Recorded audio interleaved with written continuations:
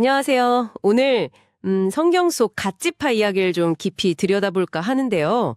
혹시 뭐랄까? 내 살람은 왜 이렇게 힘들지? 아니면 세상 변두리에서 아슬아슬하게 버티는 것 같다. 이런 생각 해보신 적 있으세요? 누구나 한 번쯤은 그런 생각할 수 있죠. 네. 삶의 무게라는 게 있으니까요. 오늘 이야기가 딱 그런 분들께 좀 의미가 있을 것 같아요. 갓지파가 바로 그런 경계선에서 아주 치열하게 살았던 지파거든요. 맞아요. 갓지파가 사실 성경에서 크게 주목받지는 못하잖아요. 그렇죠. 이름은 들어봤어도 자세히는 모르는 경우가 많죠. 그런데 그들의 이야기가 굉장히 흥미롭습니다. 특히 그 이름부터가 좀 시작부터 반전이 있어요. 아, 이름이요? 갓지파의 시작. 그러니까 야곱의 일곱째 아들 갓, 레아의 시녀 실바를 통해 태어났잖아요. 네, 창세기 30장에 나오죠. 그때 레아가 복되도다 이렇게 외치면서 이름을 갓이라고 지었는데 이게 그냥 복이랑은 또 다른 뜻이 있다고요? 네, 그게 재밌는 지점이에요. 히브리어로 갓이 물론 복, 행운 이런 뜻도 있는데 동시에 군대 또는 습격하다 이런 군사적인 의미도 거든요. 아, 정말요? 복이랑 군대라 상당히 다른 느낌인데요. 그렇죠.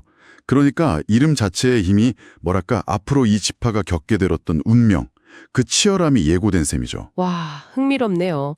그저 복된 이름인 줄로만 알았는데. 비록 좀 복잡한 가정 환경 속에서 태어났지만 그 이름처럼 용맹한 지파가 될 잠재력을 처음부터 안고 있었던 거죠. 그 잠재력이 야곱의 마지막 예언에서 더 분명해지는 것 같아요.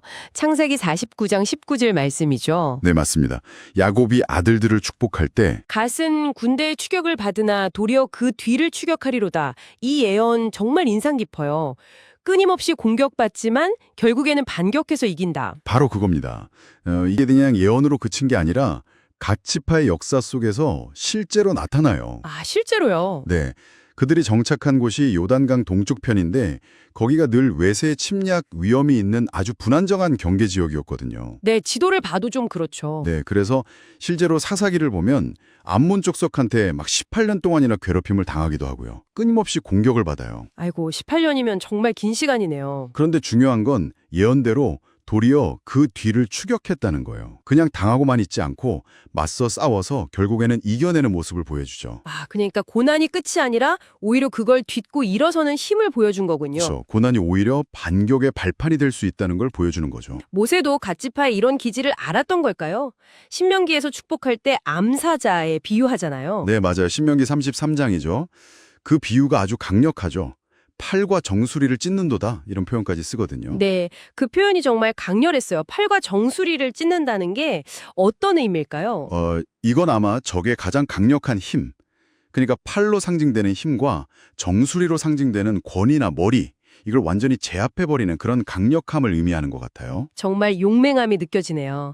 그런데 이 용맹함이 그냥 싸움만 잘하는 게 아니라면서요? 네, 그게 또 중요합니다. 민수기 32장을 보면 이 갓지파가 루벤 지파랑 같이 요단 동편 땅을 먼저 달라고 하잖아요. 목축하기 좋으니까. 아, 네. 먼저 기업을 얻으려고 했죠. 네, 약간 자기들 먼저 챙기는 것처럼 보일 수도 있는데 그때 약속을 하죠.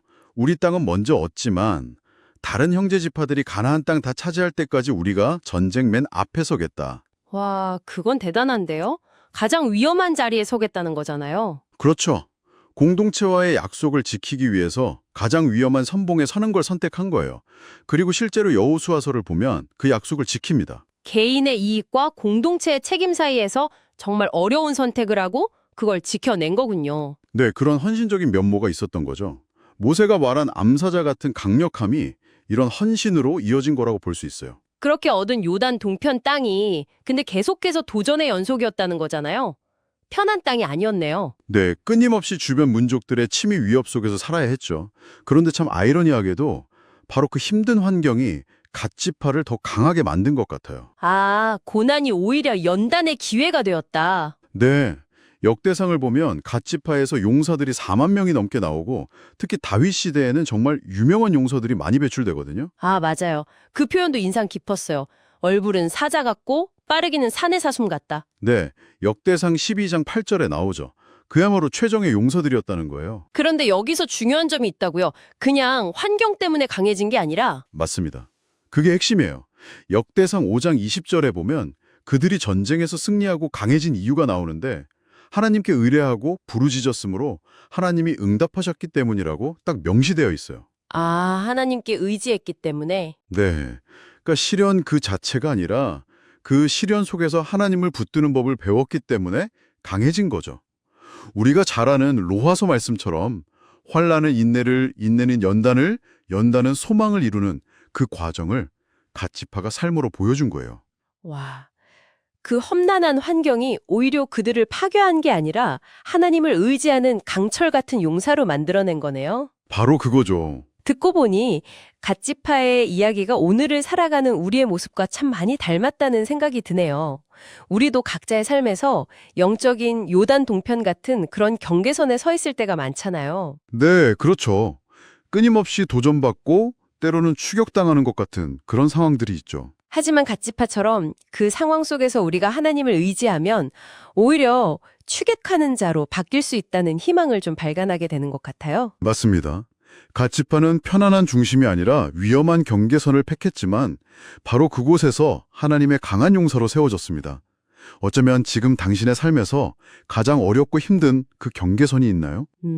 혹시 그 자리가 하나님께서 당신을 더 깊고 단단한 사람으로 만들어 가시는 특별한 장소는 아닐까요? 당신의 경계선은 어디인지, 그리고 그곳에서 하나님이 어떤 의미를 만들어가고 계신지 한번 생각해 보시면 좋겠습니다.